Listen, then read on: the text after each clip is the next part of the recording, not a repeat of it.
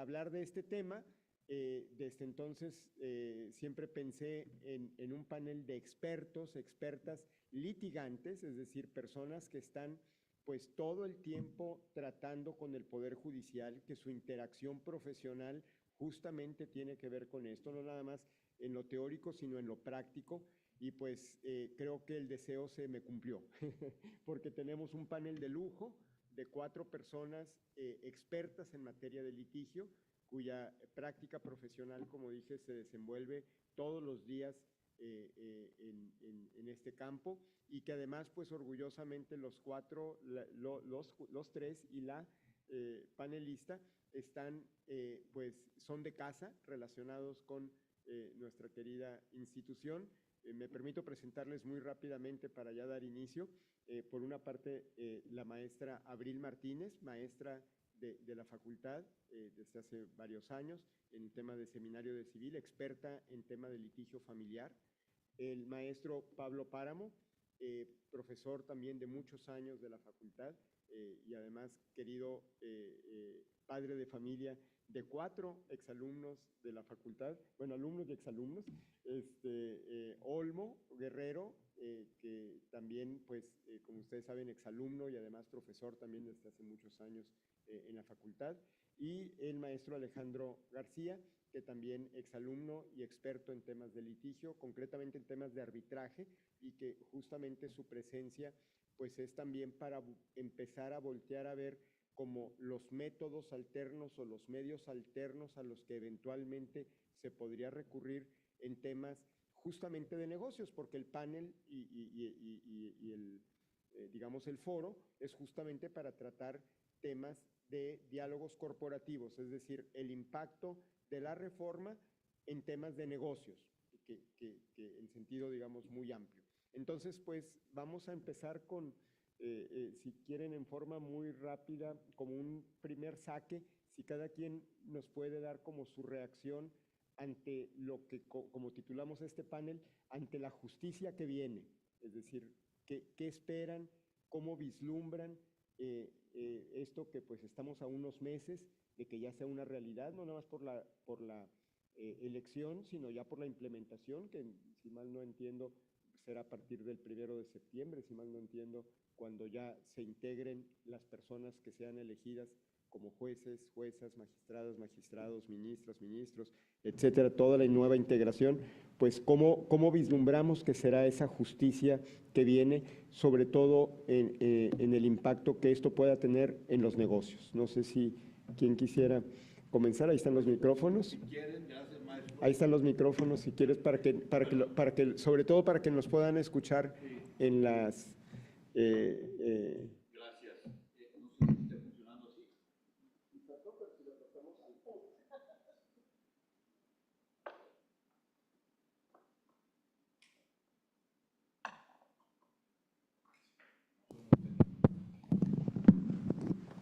Se está jalando, si no.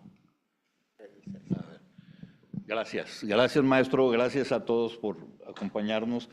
Creo que la primera pregunta, la pregunta natural es, ¿era necesaria la reforma o es, como se dice, un capricho de un expresidente?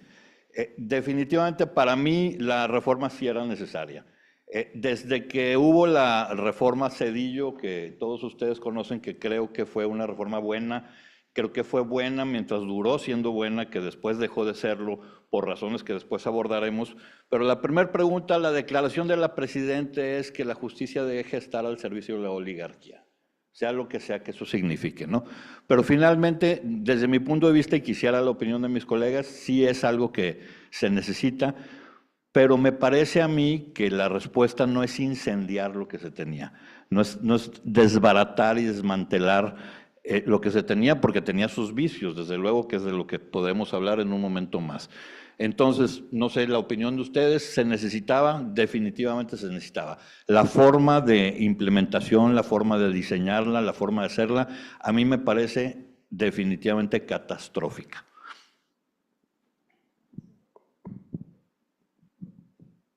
Bueno, coincido con la opinión del licenciado. Sí, era necesaria una reforma, o no sé si reforma, pero una reestructura de cómo funcionaba el Poder Judicial o cómo estaba funcionando. Desde mi perspectiva del derecho familiar, del litigio, sí tenía muchas carencias, pero la forma en que se realiza la reforma sí provoca cierta incertidumbre de qué va a pasar. No creo que el escenario vaya a ser tan catastrófico como se ha venido manejando, pero sin embargo, pues es incertidumbre porque no se ha ejecutado y no sabemos cuáles van a ser los beneficios, pero definitivamente había muchas cosas que trabajar en el Poder Judicial actual. Totalmente de acuerdo. Coincido yo también. Buenas tardes a todos, un gusto estar aquí con nuestros panelistas. Creo que había muchas cosas que no funcionaban. Definitivamente había corrupción, o hay, había nepotismo, los procesos de selección y de avance dentro del Poder Judicial, aunque ya teníamos de alguna manera profesionalizada la carrera judicial, no eran claros. Entonces sí había algunos temas hacia el funcionamiento del Poder Judicial que definitivamente se podían haber mejorado. Está desde luego una carencia que siempre hemos tenido, pero esa no es imputable a las personas juzgadoras, que es el tema presupuestal. El número de juzgadores por cápita que tenemos en el país pues es súper bajo, inclusive si nos comparamos con América Latina. Entonces sí había algunas cosas que mejorar hacia el interior del funcionamiento. Desde luego esta reforma, digamos, que vino literalmente a cambiar todo un poder de la Unión, yo no la considero que era necesaria en los términos en que fue planteado, y pues sí, creo que sin duda coincidimos, y seguramente todos los que estamos aquí, en que hay esa incertidumbre de la que habla Abril, y que creo que, hablando de predecir, sin duda podemos predecir en este caso que la afectación en el funcionamiento pues va a ser palpable, ¿no? O sea, tampoco, y no es un tema de si estoy de acuerdo o no con la reforma, inclusive puede estar por la razón que sea, porque me conviene o por cualquier otra razón, de acuerdo con la reforma, pero tenemos que aceptar que el solo hecho de que entren nuevos juzgadores, pues naturalmente provoca un aletargamiento en los procesos, el entrar en un poder judicial en transición, y a ver cuánto dura esa transición, pues va a tener impactos que además van a ser inmediatos, ¿no? Ni siquiera, o sea, los vamos a estar viendo a través del tiempo, pero me parece que los efectos van a ser inmediatos. Bueno, gracias por la invitación. De hecho, di clases en la mañana, entonces estaba aquí desde temprano. Viendo hacia futuro, obviamente hemos estado rodeados de las opiniones extremas, que es lo tradicional. Todo va a caerse a pedazos o todo va a ser maravilloso. Normalmente, la verdad, se encuentra en un punto intermedio, que es el caso concreto, pero sí, para vislumbrar el futuro, a mí sí me gustaría ver dónde estábamos y sobre todo a dónde nos llevaba en donde estábamos, porque se dejó de ver cuando se ofrece este producto, que creo que todos coincidimos, es un producto imperfecto, o sea, no hay manera de poder argumentarlo distinto, pero también hay otra realidad, que lo que se tenía hacia dónde iba, es decir, lo que estamos proponiendo como nuevo puede tener un futuro deficiente, pero lo que se tenía, y sobre todo visto desde la pandemia, también tiene un futuro poco promisorio, también tiene un futuro bastante negativo que se estaba potencializando en esa parte negativa. ¿Por qué lo digo? Producto de la pandemia, y no me dejan mentir, en el ejercicio profesional, también hubo un decaimiento en los servicios de justicia profundo, total y absoluto, y que evidenció algo, que en el Poder Judicial, y después fue aún más claro en el Poder Judicial, entre sindicalizados, entre otros grupos de poder, entre los ministros de la Suprema Corte, que todos y absolutamente todos hicieron un trabajo desastroso en estos fenómenos y cambios judiciales.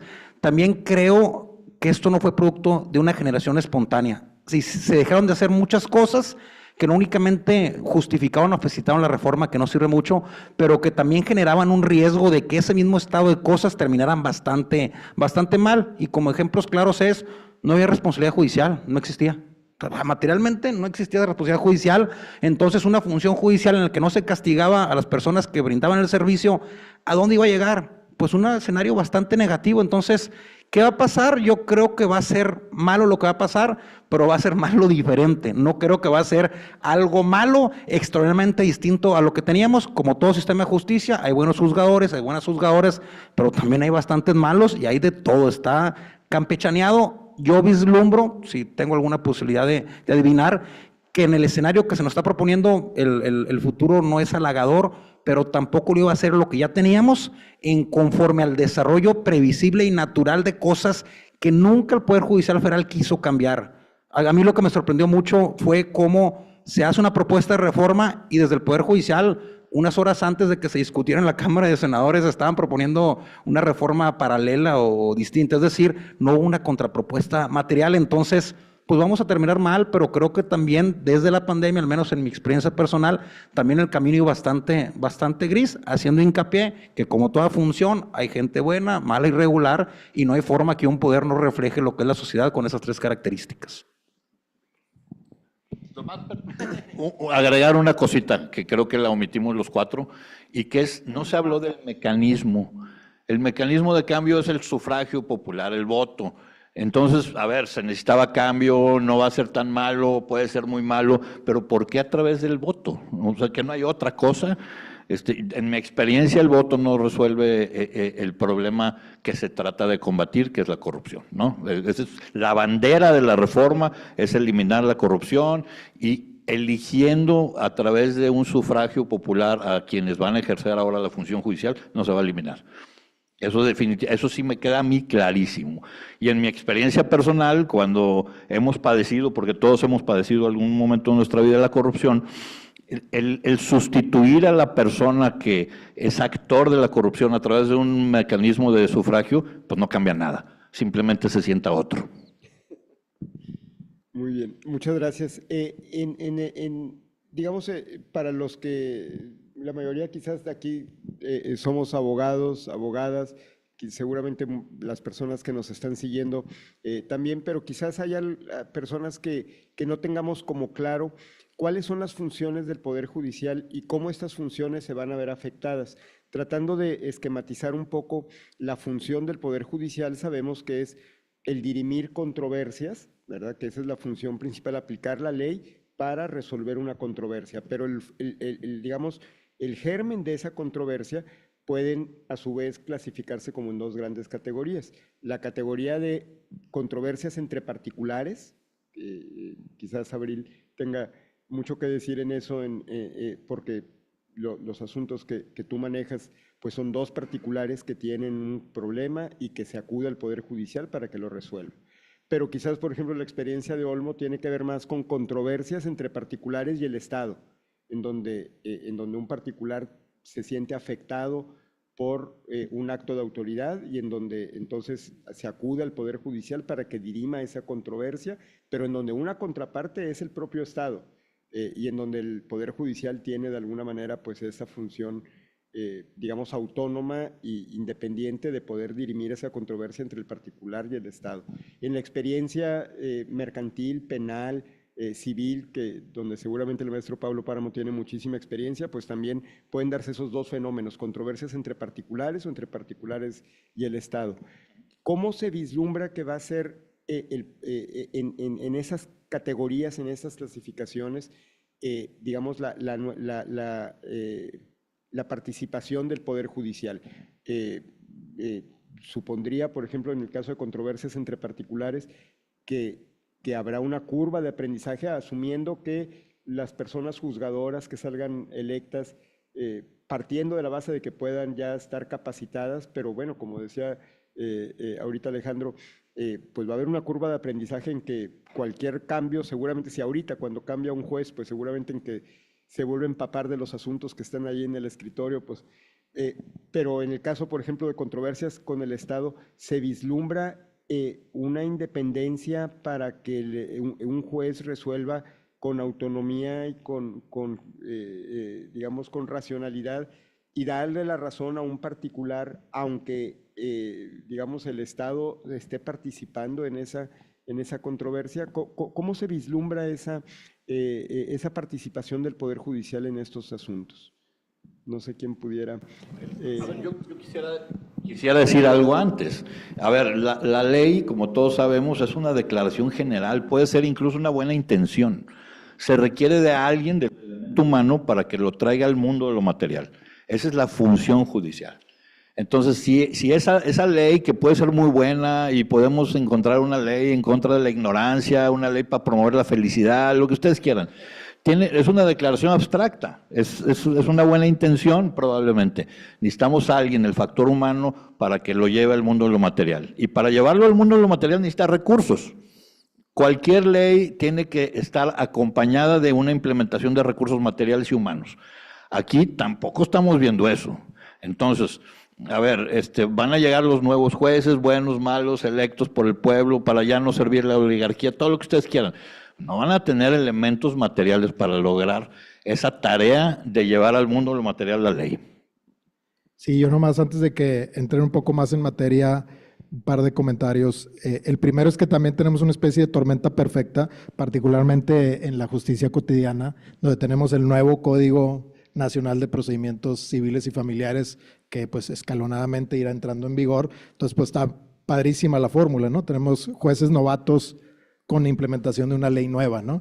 E inclusive en materia mercantil, aunque el juicio oral mercantil ya tiene algunos años y fue progresivamente aplicándose a las controversias, pues todavía está en ciernes, ¿no? La justicia oral en México. Entonces, pues a operadores experimentados se les complicaba, estaban apenas aprendiendo, pues ahora de nuevo a estos operadores noveles, pues va a estar, reitero, la fórmula súper padre. Y el otro tema, Olmo, es que pues hasta donde yo me acuerdo, por algún motivo los tribunales administrativos se les olvidaron, como que ahí no hay corrupción, ¿no? Ahí como que todo funciona. ¿No será porque pues son formalmente parte del Ejecutivo y ya los tenían controladitos?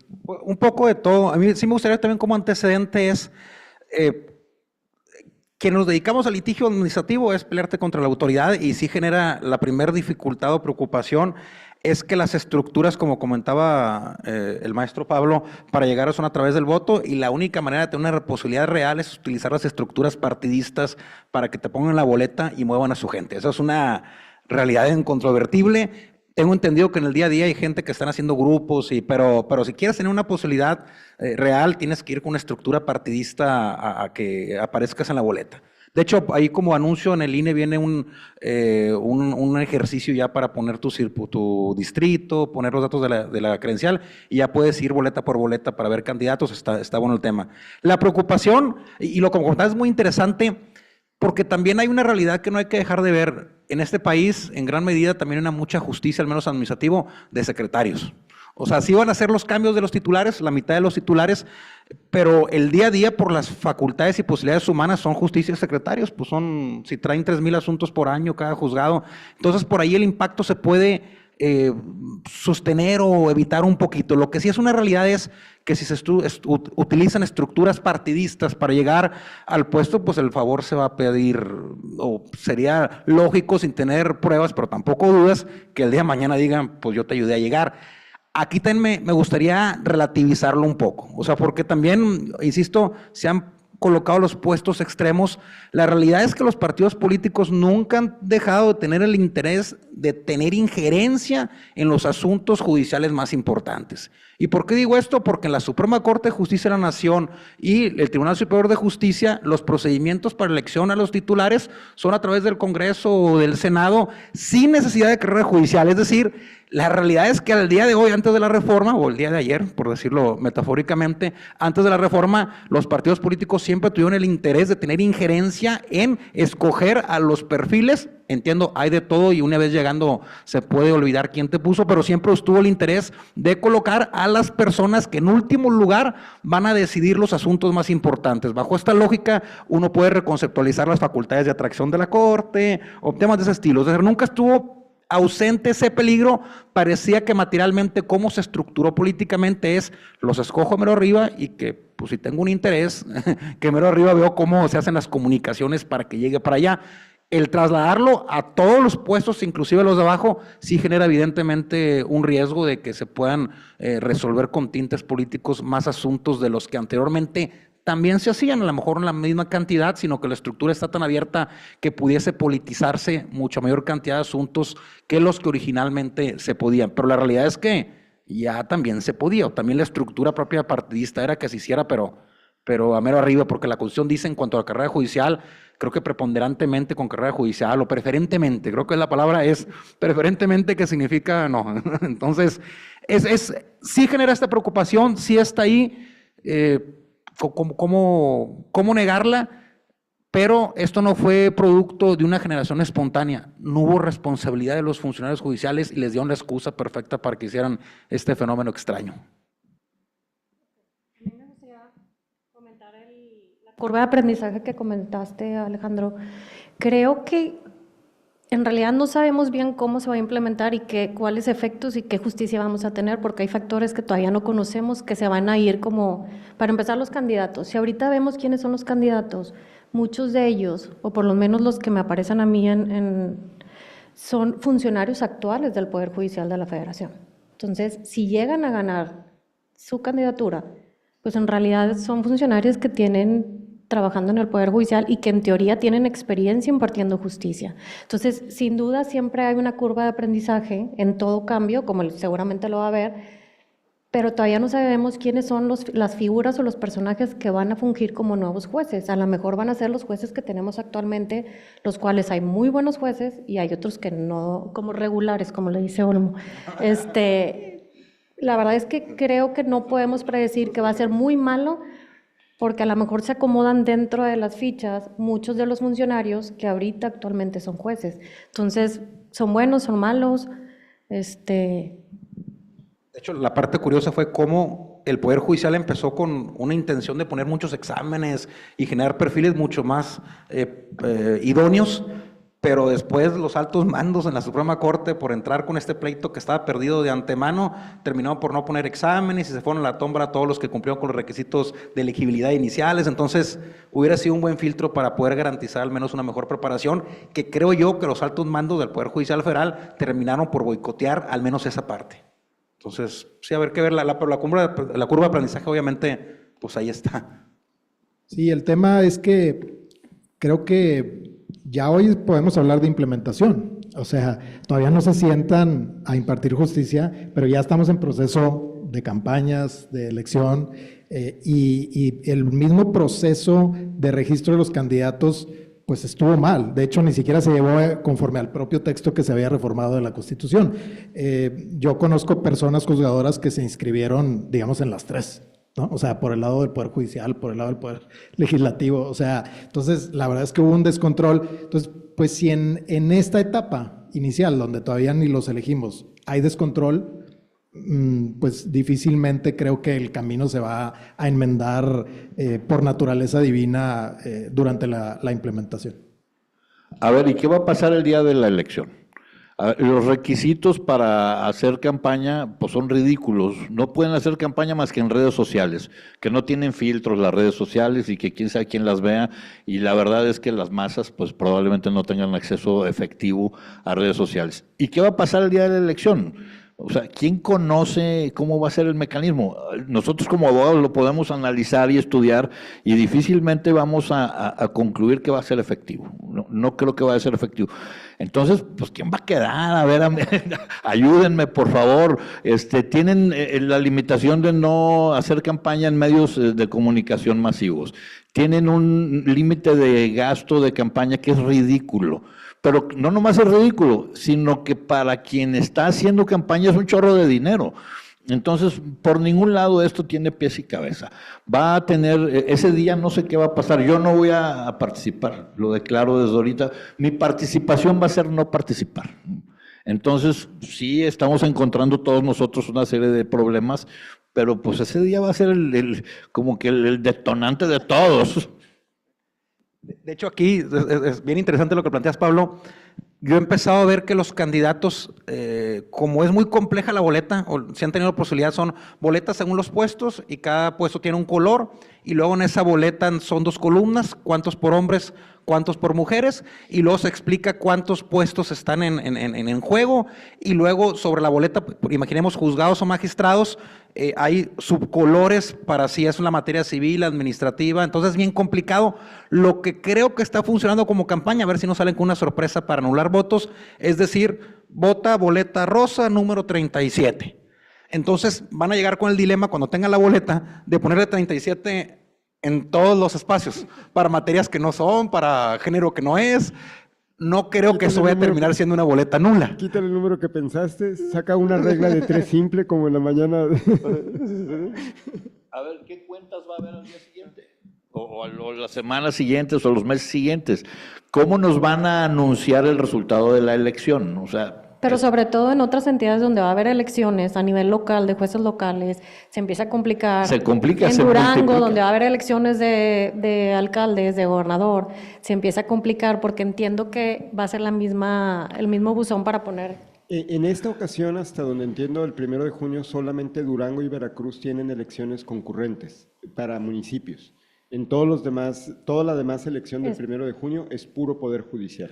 pero a ver, que no se nos olvide que la población en México no tiene acceso ni capacidad para entender lo que está pasando. Esa es la verdad, ese es el elefante en la habitación que no queremos reconocer que está. Pero esa es la realidad. Si difícilmente alguien que cursó una carrera universitaria lo entiende o lo puede digerir o lo puede implementar para su beneficio, no nos hagamos locos, los demás no pueden. Creo que hay dos temas ahí, sobre todo yo viendo la parte estrictamente electoral. Por ahí estuvo circulando hace unos días una plática, una conferencia que dio la maestra Ana Laura Magaloni en la Ibero, y decía, bueno, pues la participación, por ejemplo, de personas candidatas en un foro académico, pues realmente no va a mover la aguja es decir, puede haber aquí un debate entre jueces, bueno, pues a lo mejor convence de 200 personas que estén aquí sentadas a 40, pues no mueve la aguja 40 votos más, 40 votos menos. La elección va a estar condicionada como tú decías, a los movimientos masivos por parte de partidos políticos, sindicatos, etcétera, que son los que pueden mover la aguja en un momento dado de la elección. Y luego la otra parte quizás es la técnica electoral, que es esta parte que tú decías, Olmo, que la cantidad de errores que se pueden generar en la boleta, pues pueden dar lugar a cualquier cantidad de nulidades de votos, concretamente. Y que esta es una elección, digamos, extraordinaria, no solamente por el momento y por lo inédito de lo que se va a elegir, sino también por la forma como estamos acostumbrados electoralmente a contar los votos, que normalmente se cuentan en la casilla, y en esta ocasión los funcionarios de casilla, al cerrar la casilla, cierran los paquetes y se los llevan a las juntas distritales del INE, y ahí es en donde se van a contar los votos, lo cual ya abre, digamos, un espacio de vulnerabilidad y que el proceso electoral, como todos sabemos, por lo menos los últimos 30 años, nuestro proceso electoral es producto de cantidad de desconfianza que se generó por muchos años de todas las operaciones que durante muchos años se llevaban a cabo para manipular las elecciones, y que se habían encontrado fórmulas en donde de alguna manera la confiabilidad de las elecciones se había resuelto el día de la elección. Muchos otros temas, por supuesto, estaban pendientes o siguen pendientes: inequidad, participación de personas que no tendrían que participar en las elecciones, con dinero, recursos escondidos. Es decir, todos esos temas no están resueltos, pero los temas de la jornada electoral de alguna manera estaban resueltos. Difícilmente una persona puede votar 2 veces ese día, con todos los candados de la huella y esto y lo otro, y todas esas cosas, pues en esta elección parecen estar un poco abiertas. Entonces, digamos, ese es el tema técnico electoral que va a dejar, pues, digamos, un amplio margen de, por lo menos de discusión. No quiero calificarla de antemano, pero sí por lo menos la discusión va a ser abierta por esas vulnerabilidades que se tienen. Pero yo quisiera retomar, digamos, esta parte de cómo se vislumbra o cómo se prevé la justicia a partir de estos nuevos jueces. Y quisiera preguntarles un poco, para que los que no estamos metidos en temas de litigio nos demos una idea de cómo es ahora, o sea, cómo es ahora y cómo se piensa en esa transición, porque ahorita lo que he estado escuchando, si quisiera hacer un resumen muy rápido de lo que he escuchado hasta ahora, es que si bien es cierto que la reforma no es perfecta, que la reforma quizás es más bien imperfecta y que no va a resolver el problema, eso no significa que estábamos bien. Es decir, lo que estoy escuchando es que el Poder Judicial tenía problemas. ¿Qué solución o cómo, si quisiéramos quedarnos con alguna esperanza, con qué esta reforma, qué puede ayudar a solucionar estos problemas o de plano nada? Por tu risa ya creo que está la respuesta.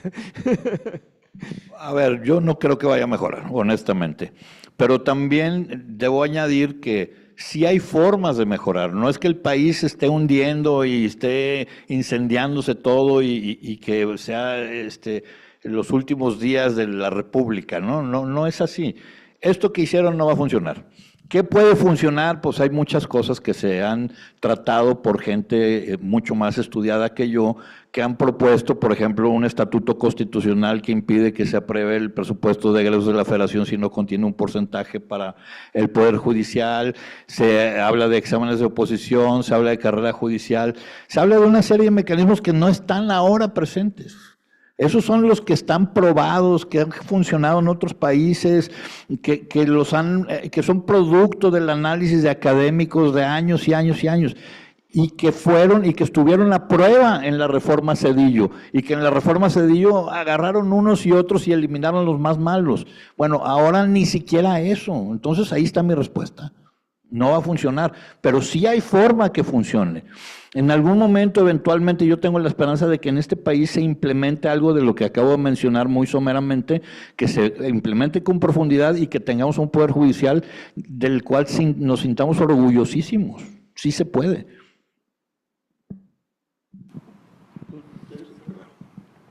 Bueno, yo pues un poquito vengo a hacer mi labor de evangelización sobre el uso de los mecanismos alternativos de solución de controversias, y pues desde que empezó este tema de la reforma hemos tenido oportunidad de dar pláticas, conferencias, exponer con clientes, y la realidad es que al menos sin entrar a otros mecanismos de autocomposición que son muy útiles, simplemente comparando el arbitraje en particular, por ser un mecanismo de heterocomposición bastante similar a un juicio, yo definitivamente creo que anteriormente a la reforma ya era una excelente opción, y sin duda a partir de la reforma. ¿Por qué?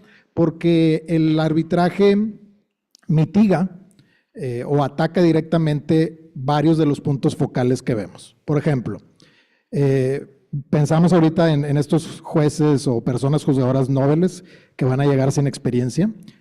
No solamente en la impartición de justicia, que es una función hiperespecializada, la impartición de justicia, que solamente se logra hacer bien o más o menos bien a partir de mucha experiencia y mucha capacitación.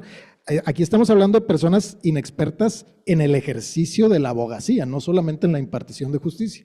Entonces, ¿cómo en el arbitraje, cómo atacamos ese tema? Bien fácil, las partes tienen oportunidad de designar a los que van a resolver la controversia. Y esas personas se designan en base a diversas características, no porque sea mi compadre, sino que se eligen en base y se hace un proceso muy analítico, y de hecho se utiliza toda una metodología para asegurar que esa persona, primero que nada, tenga experiencia, que es algo que ya estamos atacando.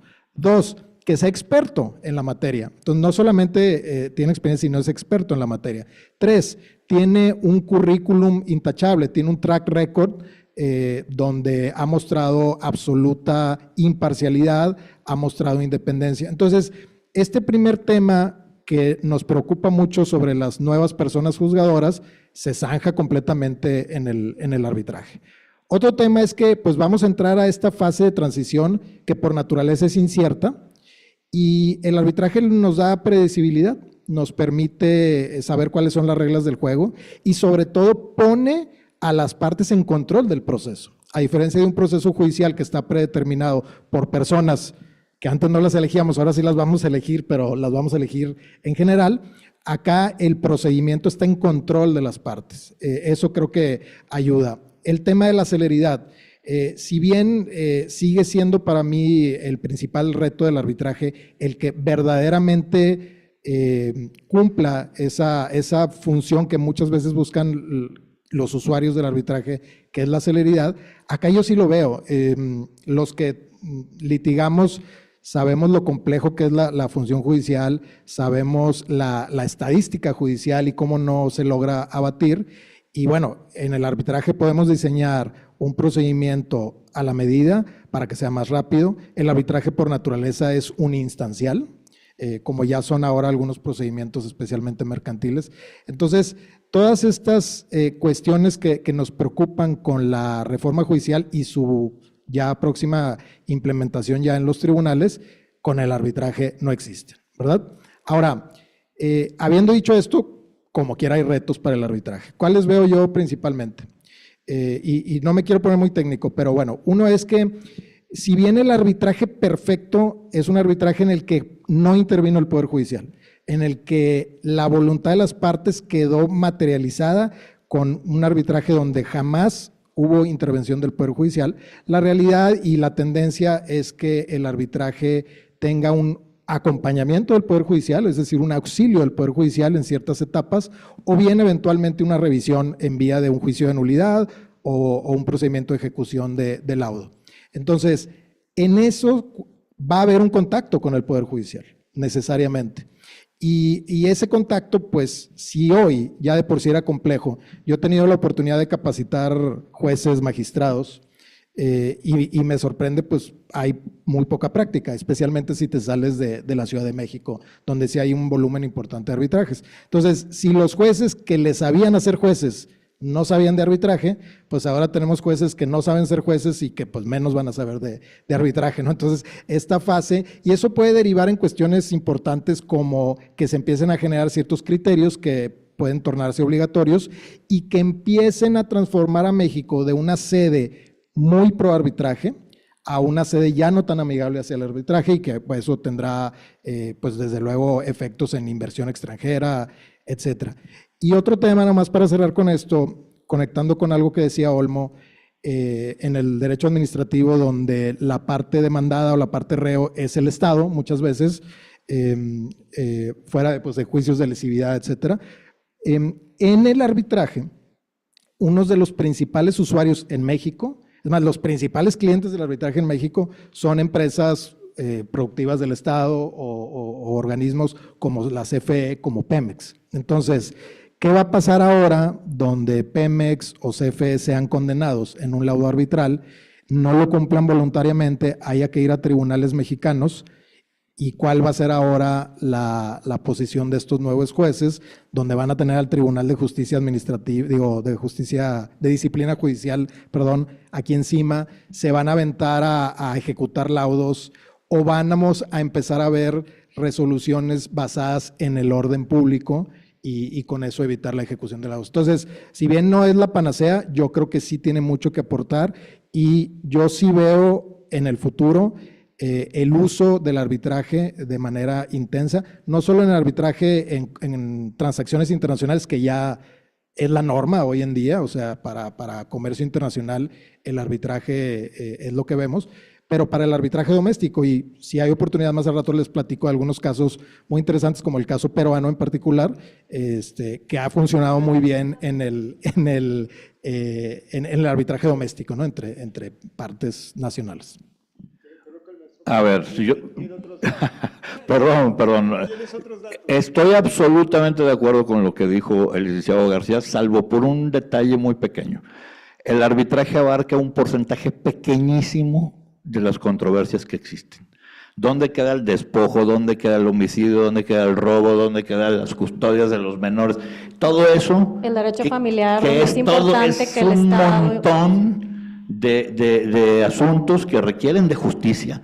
Eso está a años luz del arbitraje. Y que la impartición de justicia sea gratuita, a diferencia del arbitraje, que evidentemente los honorarios de los árbitros pues, son costosos. La ventaja de una justicia ante jueces es que la impartición de justicia es gratuita. En materia familiar hay juzgados en cada distrito para que esté cerca de la residencia de los que ocupamos dirimir una controversia de derecho familiar, y sobre todo en derecho familiar creo que es muy importante que el Estado vele por los menores. No puede ser una controversia meramente particular entre intereses privados. Entonces, la mayoría de los bienes tutelados en el derecho familiar, el Estado tiene que intervenir, es de orden público. Entonces, creo que por lo menos en mi área, yo sigo apostándole al Poder Judicial. Para mí es sumamente importante que funcione, sobre todo porque yo veo las afectaciones en la práctica, y las afectaciones son niños, es violencia, es comida, son cosas básicas, esenciales para una vida digna. Totalmente. Sí, sin duda, o sea, el arbitraje, digo, para empezar, no es aplicable ni siquiera a muchas de estas materias, son inarbitrables. En el contexto de los negocios, es donde yo me refiero que es una excelente alternativa, pero inclusive no en toda transacción hace sentido que haya arbitraje, ¿no? Si yo tengo un documento que trae aparejada de ejecución y tengo acceso a la vía ejecutiva, pues no me voy a ir a un arbitraje, ¿no? Entonces, no es para todos los casos. Sin embargo, reitero, ahorita que hay toda esta incertidumbre, todo este miedo, pues sin duda, reitero, creo que el arbitraje para esos casos que sí son arbitrables puede funcionar de manera excelente. Yo quisiera hacer unos comentarios antes de que Pablo me quite el micrófono. Entiendo la preocupación, pero creo que la sacamos de proporciones si regresamos un poquito a lo que tenemos el día de hoy. Vamos a hacer números, lo veo en materia administrativa, cuando estás peleando contra el Estado, pero números aproximados, pero que nos aterrizan bastante lo que realmente pasa en la operación de un juzgado. Si por año un juzgado de distrito tiene 3,000 asuntos y los van acumulando y pueden tener un margen de 10,000 expedientes moviéndose al mismo tiempo, humanamente el titular no sé cuántos realmente pueda no entender, leer. Entonces, la justicia es justicia de secretarios y de oficiales y de pasantes y de quien esté en el juzgado que pueda arrastrar el lápiz. Entonces, también creo yo que y de los candidatos que hay, de la gente que va a terminar por estar, creo que una cantidad importante van a seguir siendo funcionarios judiciales. Otra van a ser, yo he visto también, o sea, porque hablamos de como si todos fueran ridículos, la verdad es que hay gente bastante buena y que gracias a la reforma va a poder llegar, porque si no el sistema del Poder Judicial Federal estaba encasillada a que se produjera el mismo estilo de decisor. Entonces, sí está mal, pero al final del día lo que pueden ver, lo que van a ver una persona, un humano en un juzgado con la capacidad del tiempo que le da y una vida que tiene paralela, la justicia siempre ha sido muy fortuita y va a seguir siendo muy fortuita. Es decir, tu asunto, me tocó hace poquito que nos resolvieron una queja en un colegiado, de queja de 48 horas, en ese colegiado la resuelven muy rápido, creo que desde que llega en 12 horas lo están resolviendo, y el expediente tiene tal vez un aproximado de 4,000 páginas. O sea, sí entiendo la preocupación, pero la realidad es que ahorita, solo por las características de lo que se puede impugnar, lo que se puede combatir, lo que se puede judicializar, hace que tu asunto, si llega a un tribunal, tienes que tener suerte como en 15 cosas y vas a tener que seguir teniendo suerte como en 15 cosas. No es cierto, a mi entender, que había un juez bueno. No, ya entró un juzgado, a ver a quién le toca, a ver qué secretario, a ver cómo le explica el secretario al juez el problema, a ver qué constancias entendió, cuáles no, cuál es su punto de vista, le caíste gordo, le caíste bien. O sea, ya si pones todas las variables es un milagro si te va bien. O sea, es un milagro y el milagro va a subsistir ahorita. Entonces, sí me genera a lo mejor yo le pondría más interés en cómo, si van a llegar nuevos jueces, qué tanta facilidad tienen para modificar el personal del juzgado. Hay muchos casos, aquí hay un juzgado específico, no diré el número, que han batallado con los titulares toda la vida. Llega un titular y le hacen complot y lo quitan y lo quitan y lo quitan. Entonces, el carácter fortuito, el carácter accidental, el carácter...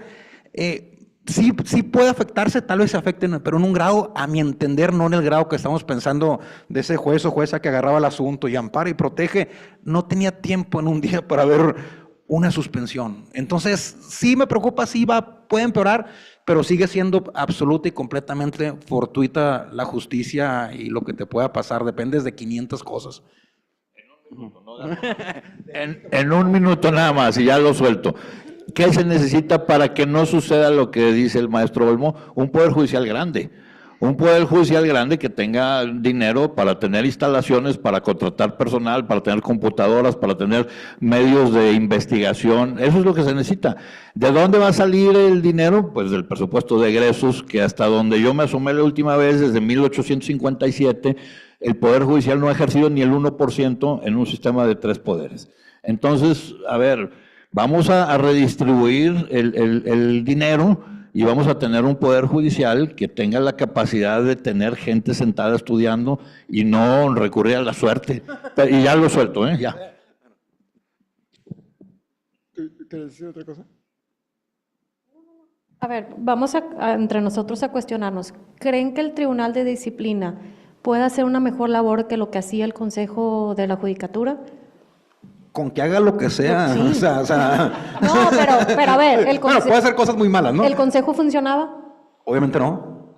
O sea, el Consejo era... Bueno, el Consejo tenía la complejidad de que sea la función administrativa y la función de disciplinaria. capacitación. O sea, ya desde la estructura... Era y es y va a seguir siendo el nuevo, con el nombre que le pongas, un órgano de control de personas. Eso es para lo que va a servir. Para controlarlo, para moverlos, para intimidarlos, para sojuzgarlos, yo no sé qué más. Coincido en que muy pocas veces los juzgadores eran llamados a cuenta, ¿no? A lo mejor lo que lograba, si acaso, era una readscripción, ¿no? Como sucede en otros, iba a decir, pero no, mejor no digo porque aparte estamos en momentos sensibles. Pero a lo sumo lo que se lograban eran readscripciones. A mí algo que me preocupa mucho de la reforma y su implementación es yo lo veo como una nueva oportunidad para la corrupción, ¿no? Porque fíjense lo interesante, si el Tribunal de Disciplina para muchos va a ser amenazante, ¿no? Y a lo mejor pues, los van a tener ahí todos controladillos, para otros pues va a ser China libre, porque si son mis compadres, y por compadres me refiero a que vienen de la misma línea política, pues entonces... De nuevo, sigo sin tener que rendir cuentas, ¿no? Y ahora, pues para que me muevan y ahora somos comparsas. Entonces, como que se presta a una línea de corrupción que viene desde arriba, ¿no? Digamos, en línea, y eso es algo que me preocupa. Otra cuestión que me preocupa es que sin duda va a haber ignorancia, ¿no? O sea, porque, digo, no es algo que conozcan y no hay esta experiencia. Y para muy concreto, hablando con colegas a quienes quiero y respeto mucho, pues básicamente me han dicho, con otras palabras, soeces, pero me han dicho, pues mientras el juez esté más tonto, para mí mejor. ¿Verdad? Entonces, pues con eso creo que dejo muy clara la idea. Justamente este tema que tocaba Abril era la pregunta que yo iba a hacer ahora, porque Olmo hace rato hizo referencia justamente a ese déficit que tiene la justicia mexicana en cuanto a la asunción de responsabilidad por parte de las personas juzgadoras, que por lo que escucho de los litigantes, en ocasiones hay resoluciones pues aberrantes, que no pueden sostenerse bajo ningún principio de lógica jurídica y donde no pasa nada, porque finalmente no hay un proceso, digamos, o un procedimiento a través del cual se pueda exigir responsabilidad a las personas juzgadoras. Este sistema, ¿cómo está diseñado? Es decir, más allá de que si va a funcionar o que si lo que funcione es mejor, porque he escuchado mucho al respecto y no me queda claro cuáles van a ser las facultades de este órgano con respecto de la disciplina. Sé que se llama Tribunal de Disciplina, pero ¿qué es lo que van a disciplinar? Yo creo que el antecedente, ahorita Pablo te paso el micrófono. No, el antecedente es interesante porque la propia Corte nunca fue muy tímida al crear una escuela sobre el error judicial como fuente de responsabilidad. Era como un mito. Las facultades, pues creo que podemos pasar de un consejo que hacía muy poquito a un tribunal que puede hacer demasiado. O sea, vamos a perder el punto de equilibrio entre los dos extremos. Puede controlar disciplinariamente a través de inhabilitaciones o temas de ese estilo el ejercicio de la función jurisdiccional bajo esta naturaleza compleja que siempre se tiene. O sea, ¿cuál es el punto que diferencia tener un criterio distinto entre los parámetros razonables a tener un criterio que está ajeno a ese parámetro racional. Esa es la gran complejidad, pero en cuanto a facultades, puede convertirse el órgano de órganos. O sea, ese es el... Pero también porque antes no hacía nada. Entonces, es bien interesante. Pero hoy habría facultades, el Consejo de la Judicatura podría revisar, digamos, los criterios judiciales. Es que es como un juego.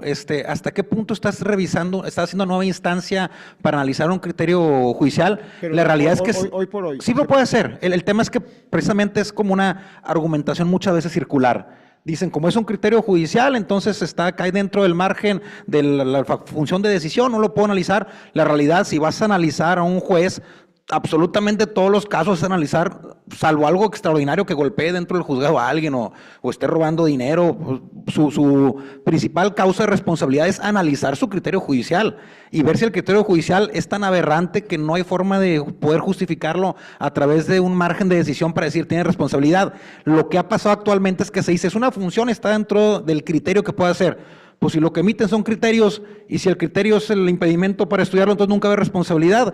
Creo que ese fue el gran fallo. Ahorita va a ser, con mucha responsabilidad, debería ser estudiar criterios jurídicos y saber si el criterio jurídico está tan desfasado que requiere una sanción. Si no, realmente solo se castigaría por temas políticos o absurdos y la facultad se tiene. ¿Cuál es? A ver, el maestro Pablo quiere... Nada más rápidamente, criterio. A ver, la aplicación de la ley no es un tema de criterios. Es un tema de interpretación. O sea, es que es mi criterio, yo así lo veo, no señor. A ver, la ley tiene su origen, tiene su génesis y tiene su motivo, tiene su razón. Eso es lo que se tiene que desentrañar cuando se aplica. No al final que el juzgador diga, pues eso, a mí me late que es por ahí. Eso se dice, eso es un criterio y así no debe ser. ¿Conocemos cuál es la experiencia, digamos, internacional respecto a este marco de revisión de criterios?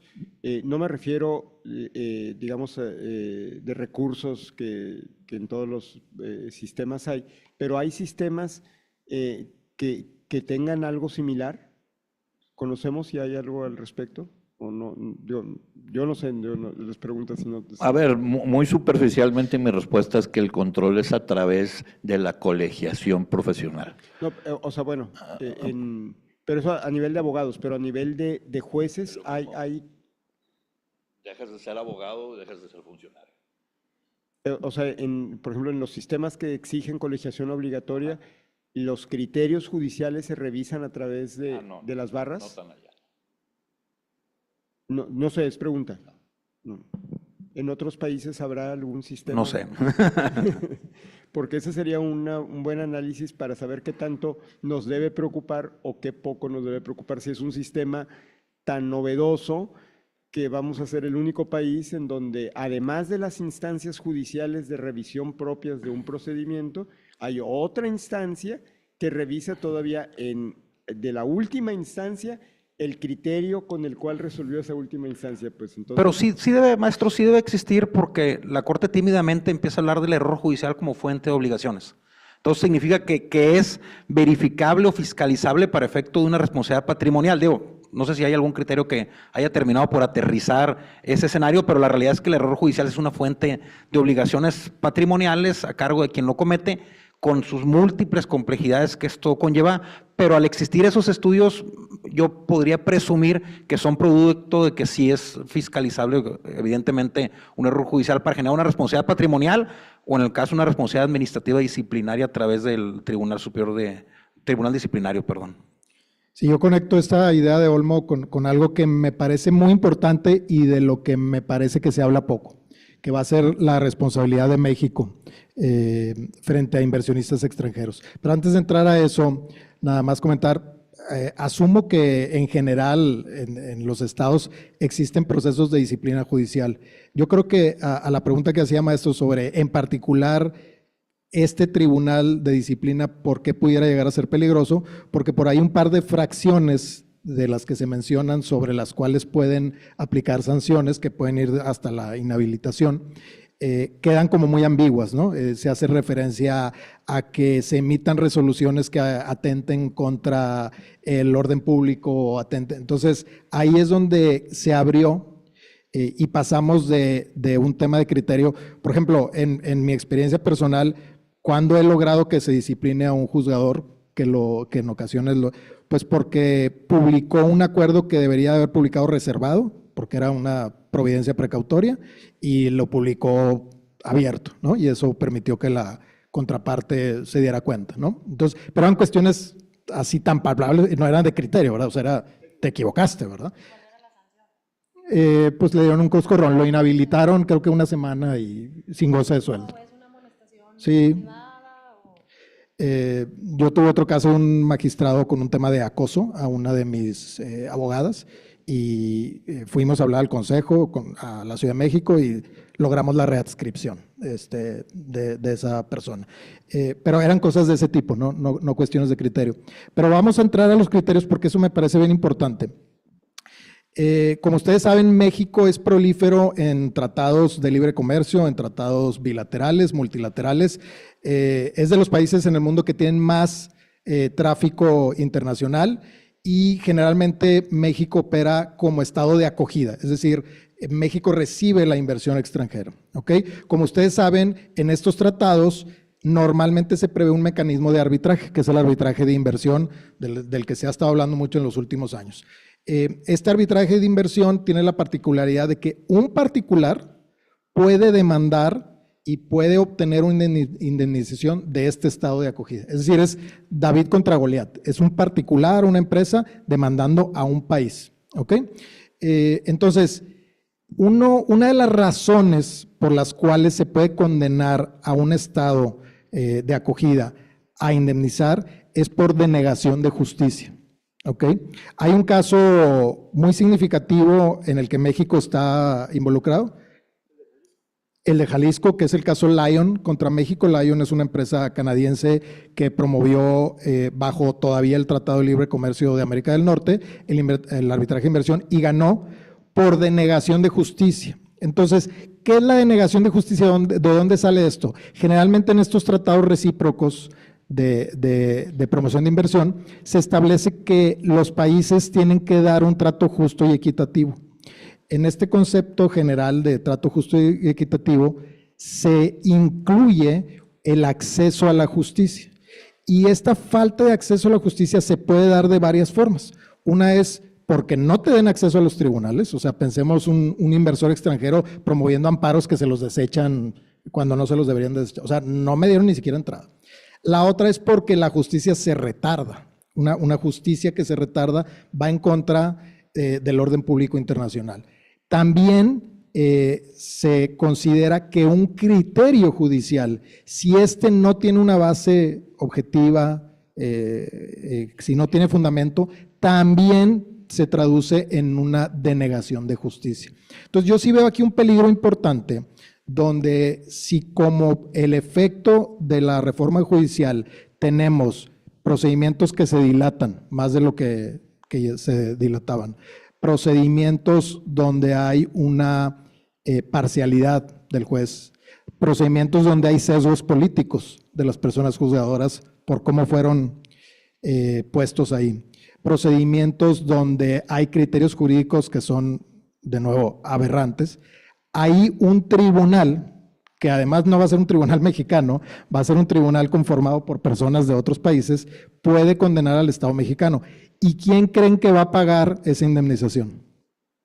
Todos los que estamos aquí, ¿verdad? O sea, ese dinero tiene que salir de algún lado, ¿no? Entonces, yo sí veo ese peligro y es algo que con nuestros clientes, que en su mayoría vienen del extranjero, es algo que estamos hablando literalmente todos los días con nuestros clientes y estar preparados para eventualmente, ante una denegación de justicia, activar un mecanismo de protección internacional.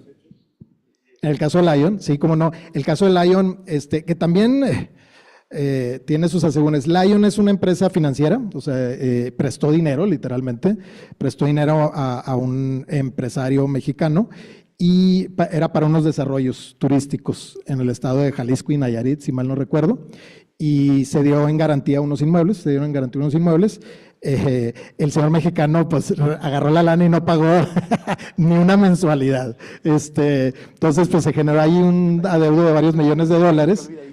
Y pues ahí estaban los canadienses, pues como que preguntándole a abogados y qué onda y cómo puedo hacer para recuperar. Y pues se les adelantaron y la parte mexicana promovió un juicio en el Foro Común de Jalisco, exhibió un convenio, digamos, de transacción y liberación de la hipoteca. Entre los puntos de reclamación o prestaciones estaba la liberación de la hipoteca. Y pues, ¿qué creen? Le señalaron a la empresa canadiense un domicilio así en Abasolo 804, ahí en Zapopan, Jalisco, ¿no? Entonces, pues llegaron y tocaron y abrió un señor así en shorts y ¿qué pasó? No, pues venimos aquí a emplazar a Lion Enterprises de Canadá. Ah, sí, cómo no, aquí dejé el papel. Entonces, pues tuvieron por emplazada a la empresa, el juicio se fue en rebeldía.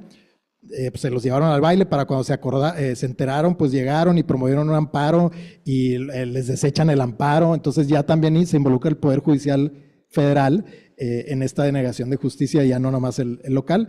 Para acabar pronto se los llevan al baile, sacan una sentencia, la ejecutan ipso facto, entonces pues levantan la hipoteca, al minuto siguiente transmiten los bienes y pues básicamente Lion se queda rugiendo de coraje. Pero bueno, luego obtiene una condena en contra del Estado mexicano que todavía está en vías de revisión, pero pues me parece que fueron como 60 millones de dólares a lo que se condenó al Estado mexicano, porque sus sistemas de impartición de justicia, tanto locales como federales, no fueron capaces de proporcionar. Nos quedan unos minutos y como es la costumbre en este foro, pues sería el momento de abrir también a preguntas de quienes estamos aquí, que quisieran que los panelistas respondieran alguna cuestión en particular.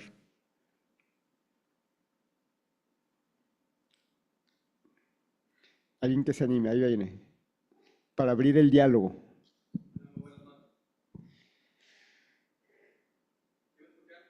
Sí, nosotros sí, desgraciadamente creo que no se va a escuchar a los que están en redes, pero bueno.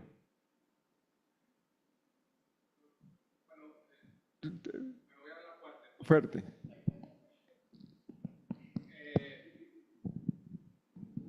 Partiendo de la premisa de que precisamente por esta reforma judicial, pues las campañas, algunas están financiadas por intereses de terceros, ¿creen que se pueda prestar una vez que sobre la marcha surta efectos esta situación, que contrapartes que se vean afectadas soliciten que el juez excuse derivado de que aquel pues fue financiado o apoyado por el tercero beneficiado?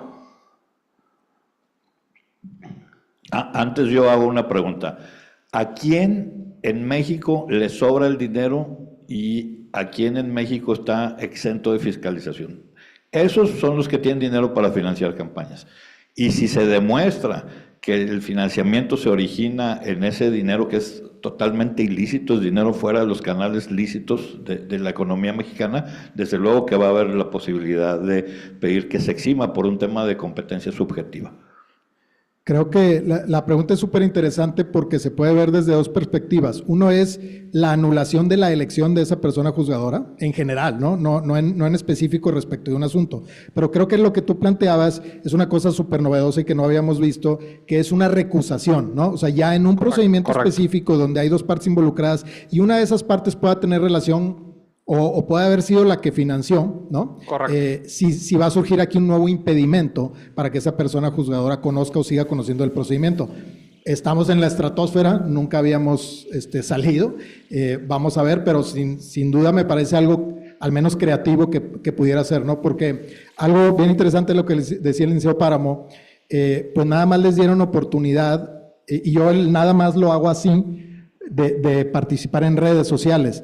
Pues redes sociales es lo que más se mueve y es lo que más se mueve con dinero, ¿no? Existe la pauta para que tu anuncio o tu post o tu, como le llamen, sale y sale y sale y sale. En teoría ¿no? no Entonces, se puede aplicar publicidad. Pero es correcto, en o teoría, sea, es una publicidad que puedes aplicar de manera indirecta, ¿no? Entonces, muy interesante, creo que no hay una respuesta. Pero si yo me viera en ese caso, sin duda consideraría la opción de la recusación. Lo peor que te puede pasar es que te multen y sigas ahí con el juez. sí, lo complicado va a ser acreditarlo, como sucede en la especie actualmente. O sea, si hay una causa que se vuelva subjetiva, que impida que el juez resuelva conforme a derecho, ahorita se recusa. El problema es cómo lo acreditas y eso es lo complicado.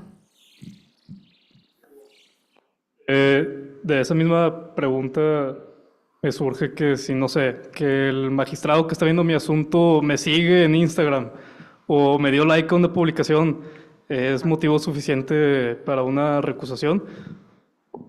Yo creo que no. Bueno, perdón, no. Si no, va a terminar por ser inviable todo esto. Yo sí la intentaba. Yo también. Definitivamente. Yo sí lo he pensado, cuando veo que hacen el reply de los, digo, lo conoce. No hay peor intento que el que no se hace. De Y eso con que una causa resulte, perdida va a ser muy sí. creativo. Y de eso que resulte es diferente. Pero la realidad creo que va a ser muy complejo porque se está obligando las condiciones para poder acceder a un puesto a que te juntes con todos y tengas, seas follower de todos y amigo en común. Si empieza a operar eso, pues va a tener que operar con todos y va a terminar por no moverse, pero como dice Pablo, hay que intentarlo. Pero sí es una presunción de que tiene una empatía o un favoritismo. Entonces, sería nada más averiguar qué tipo de es. De relaciones. Sí, en el arbitraje sí nos enfrentamos con más frecuencia a ese tipo de temas porque pues los árbitros son personas comunes y corrientes y que de hecho a veces fungimos como abogados de parte y a veces como árbitro. Entonces y el mundo pues es medio pequeño, entonces hay relaciones, ¿no? Constantes entre los árbitros y las partes, ya sean los abogados o propiamente las partes. Y sí se han planteado recusaciones a partir de likes y de esto o lo otro. La verdad es que no proceden porque una relación per se, una relación profesional no es suficiente para, digamos, nublar el criterio del árbitro, ¿no? En principio. Sin embargo, para que sepas, Jorge, sí se han intentado en el arbitraje, es bastante común. Y hay un caso muy sonado del año pasado, antepasado, donde alguien había planteado una recusación por una relación entre uno de los abogados y uno de los árbitros, y era de las vacas sagradas del arbitraje ese árbitro. En su momento le plantearon la recusación, se sostuvo y se mantuvo, y luego falleció el árbitro, y el abogado fue el que habló no sé cómo se llama en español, las exequias, no sé cómo se llame, pero es el que habló ahí de que, y bueno, la carta que leyó, nunca le he escrito yo una carta así a mi esposa, o sea, era un amor que, o sea, sí, ¡guas! Pues eso lo invocamos en el concurso. Y meses antes habían estado pues en un arbitraje, ¿no? Entonces, son de las cosas que hay que cuidar. Las personas jugadoras creo que se cuidaban mucho de eso, pero como dice Olmo, pues ahora ya no, porque ahora van a tener que salir a buscar simpatizantes, ¿no? Entonces...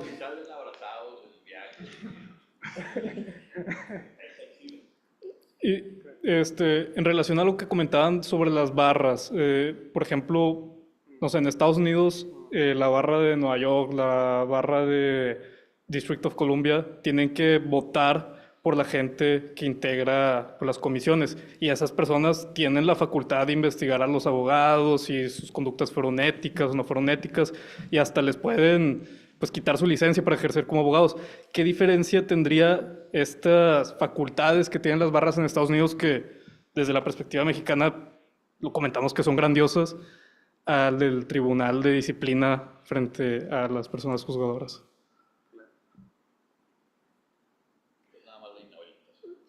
Sí, pero me parece que lo que explicaste, Jorge, tiene que ver más con el proceso de selección. Con el proceso de selección y con las facultades que puede tener la barra de quitarte la licencia para ejercer Sí, como abogado. en otros sistemas se le puede quitar la licencia, o sea, disbarred a un presidente de la República o algún otro funcionario si no cumple con las reglas mínimas básicas para ejercer la profesión dignamente. Acá en el sistema y en la reforma lo que va a haber es la inhabilitación, que siempre ha existido. y puede incluso en una carpeta de investigación generarse, por ejemplo, una suspensión que le impida continuar en el cargo a un funcionario cuando estamos hablando de carpetas contra funcionarios y eso. Pero no a través del mecanismo de la colegiación, porque no lo tenemos en México, pero sí tenemos la forma de hacerlo en otro escenario. Discutíamos, de hecho, en algún otro momento sobre pues, la conveniencia o no de una colegiación obligatoria en México, y pues igual, son mecanismos que existen, que están probados y que han funcionado. El tema de estos mecanismos es que inclusive algunos de los mecanismos integrados en la reforma judicial como mecanismos pueden ser buenos o pueden ser razonables. El tema es la operación, ¿no? Que es donde siempre nos atoramos. Sí. Buenas noches. Bueno, profesor. Quería preguntar, ¿consideran que existe algún tipo de responsabilidad legal o vinculación respecto a las promesas de campaña de los jueces con ya las personas que buscan justicia? O sea, por ejemplo, candidatos que publican sus fotos de prometo dar una justicia ciertas características o me voy a comprometer con tales colectivos más. ¿Es vinculante, no es vinculante, es política o tiene alguna repercusión jurídica? Dale, Abril, no te hagas. Desde mi perspectiva no es vinculante. Creo que lo que le vamos a exigir a los jueces es que se apeguen a derecho, que tengan empatía por el usuario, que apliquen, interpreten la ley. Yo creo que nos deberíamos de enfocar o sea, aunque salga un reel donde no lo proponga, se lo tienes que exigir. O sea, lo vincula la propia profesión y la necesidad de que tengamos jueces capaces, empáticos, pero sobre todo honestos. Pero a ver, una de las justificaciones de la reforma es que ahora el pueblo le va a exigir al juzgador. ¿Y qué le va a exigir? Pues que cumpla lo que prometió. Eso no va a suceder, ¿no? Que lo que prometen son simples deseos, buenas intenciones, nada más. Coincido en que, pues, todas estas, de nuevo, son cuestiones novedosas, ¿no? Y son novedosas, de hecho, en todo el mundo, ¿no? Somos puntas de lanza en este sistema absoluto de votación. Entonces, son muy padres, interrogantes, muy interesantes. Yo tampoco creo que sean vinculantes. A lo mejor estaría interesante un juez que nos diga, yo voy a sacar 3 sentencias diarias, cosas de ese tipo muy concretas, pero fuera de eso, pues van a ser simplemente promesas que no vamos a poder aterrizar. Y además no existe ni siquiera el andamiaje jurídico para que eso se traduzca en una rendición de cuentas. Pero además tiene que sacar las sentencias que conforme a la ley está obligado a sacarlas. O sea, hay términos previstos para resolver la sentencia, para celebrar las audiencias. Eso es lo que le vamos a exigir, porque está en la ley. En teoría, eso es vinculante. en teoría se va a castigar con el voto. Es como la lógica detrás, que el voto va a ser el medio de castigo. A mí me preocuparía que uno se comprometiera a sacar muchas sentencias, porque como me dijo una amiga, va a sacar muchas sentencias, pero todas sobreseyendo. Entonces, mejor que se tarde un poquito más. Una pregunta acá. Alejandro, ¿cuál ha sido, ahorita que hablabas de tus clientes internacionales, cuál ha sido, a tu juicio, la temperatura o el grado de preocupación que tus clientes, entiendo, empresas grandes, no AAA, con respecto a todo esto que está ocurriendo? O sea, ¿tú sientes que hay un grado de miedo de decir mejor la inversión no la esperamos a ver cómo se va a establecer esto a lo largo? ¿O es algo, o es una ocurrencia más que verán cómo se torea a lo largo de los próximos años? Sí, mira, de manera interesante, o sea, sin duda es algo que han preguntado. Yo no lo calificaría como miedo, mucho menos terror.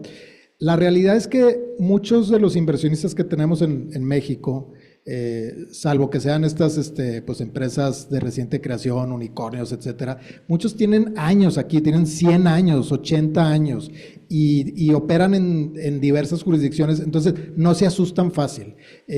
Son empresas que han visto y han ido y presidentes van, presidentes vienen, golpes de Estado de otras jurisdicciones y como decía Olmo, pues luego el péndulo ahí medio cae en el centro. Entonces yo no he visto, al menos en el caso de mis clientes, un temor de que, oye, ya nos vamos. Simplemente es, oye, ¿qué debemos de hacer? Que pues hay que adaptarnos, ¿no? Como decía el licenciado Páramo, pues lo que nos queda aquí es adaptarnos. Esto ya viene, pues lo que te queda es adaptarte. Bueno, ¿cómo nos adaptamos? Por ejemplo, oye, pues con todos mis proveedores, por ejemplo, una empresa, pensemos en una empresa que tiene 3,000 proveedores, desde proveedor de seguridad, de la cafetería, hasta proveedores grandes, ¿no? Y entonces no tiene celebrados contratos con ni de suministro ni de prestación de servicios, emite órdenes de compra y esas órdenes de compra refieren a unos términos y condiciones que están publicados en una página de internet. En esa página de internet, oye, ¿qué onda? ¿Le metemos cláusula arbitral? Aunque sea un arbitraje doméstico, ¿hace sentido o no hace sentido? Ese es el tipo de mecanismos que hemos estado implementando, pero no, yo no veo que se asuste. Se asustan más ahorita y yo veo, por ejemplo, tenemos muchos clientes chinos, pues están más asustados ahorita por el tema de los aranceles, que ya se les olvidó lo de la reforma judicial, ¿no? Por el momento. Cuando estuvo muy caliente el tema, sí, nos hablaban y esto y ven y darme una plática y todo. La realidad es que no se van a ir porque, reitero, llevan muchos años aquí y se van a esperar a ver cómo está la onda. Lo que sí es que a muchos ya los estamos preparando para estos mecanismos de protección internacional ante una eventual denegación de justicia, ¿no? Que eso es lo padre que tienen los inversores extranjeros que no tenemos los nacionales, ¿no? Hay grandes inversionistas mexicanos que ponen aquí en su país sus monedas y no tienen acceso a estos mismos mecanismos de protección como el arbitraje, a menos que alguna firma muy creativa les ayude a extranjerizar sus inversiones, pero ese es motivo de otra plática. Creo que una de las preocupaciones que a nivel de negocios está, creo, quizás más en el campo administrativo, es decir, en estos litigios que las empresas pueden llegar a tener frente al Estado por cuestiones ambientales, fiscales, etcétera, que ante un criterio de un juez, aun cuando el empresario tuviera la razón, pues qué juez se va a atrever a decirle, no es cierto que ese crédito fiscal es incorrecto, cancélalo. Pues quién se va a atrever. Más se oye, ¿no? Y ya nadie le va a ganar a la cosa. Es lo que se oye todo. Sí, y ahí es en donde eventualmente puede surgir, digamos, esa afectación en el tema de negocios. Porque los litigios entre particulares, entre el proveedor y la empresa, etcétera, pues se puede llegar a solventar a través de estos u otros mecanismos. Pero estos otros, ¿cómo te preparas? Habría que hacer un distingo también entre el universo de los casos y cuántos de ese universo de los casos van a atraer el interés del Estado para mover la maquinaria. O sea, también hay muchísimos casos que creo que van a pasar desapercibidos, que vamos a estar siendo rehenes de las complejidades que el día de hoy tenemos, sobrecarga y tiempo y voluntad, ignorancia y muchas cosas. De ese universo de casos, ¿cuántos van a ser en los cuales el Estado pueda tener esa injerencia directa? Y contraponerlo a la injerencia directa que al día de hoy el Estado también puede hacer. Es que esa comparación no hay que dejarla de perder en vista, porque al día de hoy los ministros y los magistrados son puestos estrictamente políticos. Si había un interés del Estado y se quería jugar de un modo u otro, pues era tocar las puertas arriba porque ellos los pusieron. Decían a manera de broma y en serio que el único requisito para ser ministro era ser amigo del presidente. Y pues sí. Entonces, habría que ver, ojalá que este universo de asuntos en los cuales el Estado va a querer ponerle el dedo no sea tan grande como los que esperemos, porque evidentemente el riesgo que plantean ahí está. Pero sí separar los universos, porque no va a surgir un problema, a lo mejor se va a agravar uno preexistente. Sí, definitivamente, digo, la parte de la elección de ministros en México y en otros sistemas, por supuesto que son designaciones políticas. Es decir, aquí simplemente cambió el mecanismo político a través del cual se van a elegir. Creo que el tema está más en el resto de la estructura del Poder Judicial, a nivel de, incluso en nuestro sistema, en otros sistemas, muchos otros estratos del Poder Judicial tienen un componente político, porque nada menos en Estados Unidos los jueces federales pues tienen una designación directa del Ejecutivo, aprobación del Senado, etcétera. Otros mecanismos equilibran, como el tema de que sean vitalicios, etcétera, hace que una vez que se eligen pues puedan presumiblemente llegar a tener cierta independencia, ¿verdad? Pero en nuestro sistema pues no. Yo solo quiero mencionar, por no olvidar el mérito que tuvo, que en la reforma Zedillo no llegaron solamente los amigos del presidente, llegaron quienes tenían méritos, quienes estaban destacando en su función judicial, en colegiados, en unitarios. A esos se les seleccionaron por sus méritos, por los libros que habían escrito, por los libros que habían leído, por las cátedras que habían dado, se les seleccionaron. Luego los llevaron al Senado y en el Senado nadie les hizo caso, pero llegaron. Y eso fue algo, desde mi punto de vista, buenísimo, pero duró muy poco. ¿Por qué duró muy poco? Porque los alcanzó la pobreza del Poder Judicial, y me refiero a la pobreza material, ¿no? Pero los primeros años donde llegó gente realmente valiosa y comprometida con el derecho fueron fabulosos. Se apagó la vela, eso fue lo que pasó.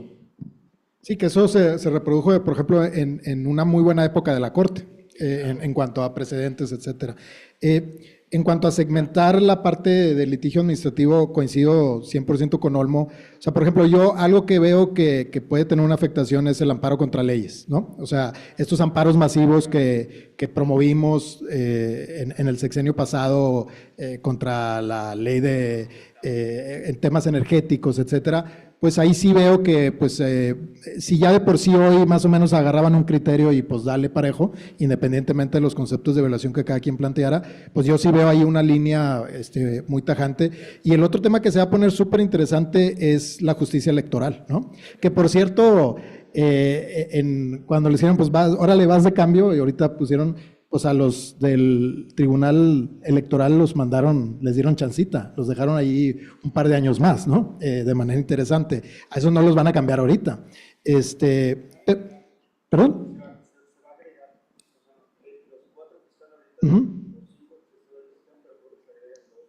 Sí, pero creo que esa elección es la que la mandaron al 27, si mal no recuerdo.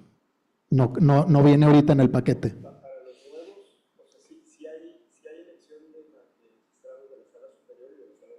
Ok. Para los agregados. Ok. Y la sustitución será entonces en el 27. Incluidos en la boleta. Entonces, ahí va a estar interesante porque si a través de estos nuevos mecanismos el partido que esté en el poder, porque pues digamos la reforma ahí se va a quedar algunos años, si logra controlar el tribunal, que es la máxima justicia a nivel electoral, pues ahí se va a poner interesante, ¿no? ¿Qué va a pasar en futuras elecciones? Es donde en esos dos segmentos yo veo algo de fragilidad. Muy bien, pues muchísimas gracias. Yo creo que va a ser un tema que habrá que irlo observando de cerca. Yo he comentado que es de estas reformas tan estructurales que pueden suceder dos cosas, ¿verdad? Puede suceder que la implementación alcance a ser suficientemente buena como para que perdure, pero yo tengo también la impresión de que puede suceder como otras reformas constitucionales estructurales que al no tener una base, digamos, suficientemente sólida, pronto se caen. Ahorita, por ejemplo, me viene a la mente la reforma al sistema bancario, puesta en una coyuntura política, y que no soportó, pero que desgraciadamente la reforma llega a ser tan estructural y tan dañina que esa reforma pues hizo que perdiéramos el sistema bancario mexicano, porque finalmente pues hoy todos los bancos, salvo alguna excepción, son de capital extranjero, es decir, el sistema bancario mexicano como lo conocíamos hasta el 82 desapareció. Y la reforma no aguantó, es decir, finalmente, claro, políticamente de la Madrid tuvo que soportarla ahí, pero finalmente tuvieron que darle reversa a la reforma porque fue muy mala cambiar el sistema bancario. Y esto es algo que puede también ser un parámetro de medición de que si no funciona, quizás políticamente no va a ser tan rápida la reversa, pero en algún momento tiene que haber ajustes para, como decía Olmo, lograr un equilibrio que sea racional ante lo que puede no ser racional. No sé si cada quien en un minuto quiera decir alguna conclusión como cierre. Básicamente yo sigo anhelando un México mejor. Creo que estamos ante una situación de un tropiezo grave. Sin embargo, creo que, como dice el maestro Roble, vamos a caer en cuenta que vamos mal y hay muchas formas de remediarlo. Yo creo que vamos a tener que adaptarnos pronto y después seguir pugnando por un México mejor. Pues ser partícipes de lo que está pasando. Creo que dentro de este escenario de nubes y oscuridad también hay buenos perfiles. Creo que no todo va a ser pérdidas.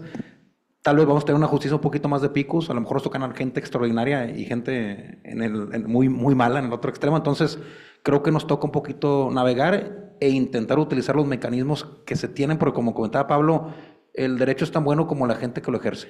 Litigantes, juzgadores, pues, tener un poquito un rol más activo, porque dentro de todas las complejidades también creo que van a entrar perfiles buenos que pueden a lo mejor romper un poquito el esquema o la visión de la justicia tradicional que teníamos, que ya también estaba topando con la realidad que lo estaba superando. Entonces, ojalá podamos ser un poco proactivos e incidir un poquito en cierta mejoría.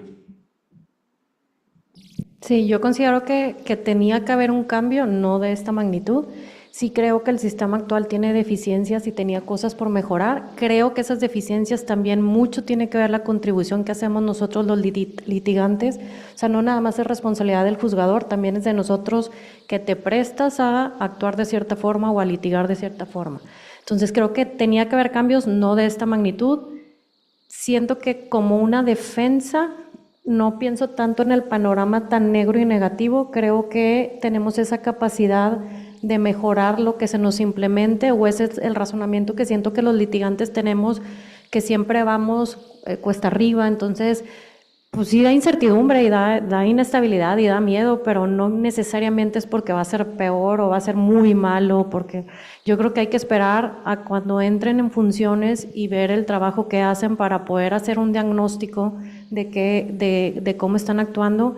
Y sí me da cierta tranquilidad que hay funcionarios que actualmente están para candidatos. Entonces, de cierta forma, creo que se va a equilibrar lo que actualmente tenemos, para bien o para mal, con lo nuevo que se va a implementar.